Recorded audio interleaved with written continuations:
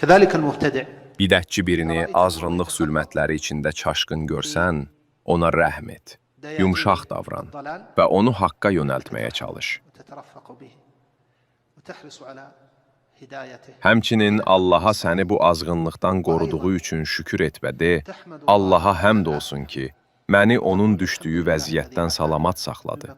Eyni zamanda, onun halına düşməkdən qorx və həyəcan hissi keçir. أن يصبح حالك كحالهم أن تضل بعد الهداية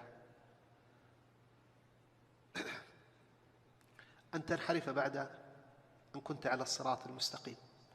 Çünki hidayət nə sənin gücün, nə elmin, nə də zəkan sayəsindədir. Hidayət yalnız Allahdandır. Allah istədiyini doğru yola yönəldir, istədiyini isə azdırır. Qəlbində iki baxış olsun, hər ikisi haqla baxsın. Birincisi, hikmət gözü ilə bax və onlara rəhm et. Çünki Allahın iradəsi qarşısında heç kəs dayana bilməz. İkincisi, hökm gözü ilə bax və onları Allahın hökmlərinə uyğun dəyərləndir. Bu iki baxış bir-birini tamamlayar.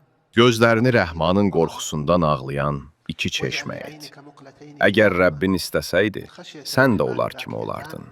Çünki qəlblər Rəhmanın iki barmağı arasındadır. بين أصابع الرحمن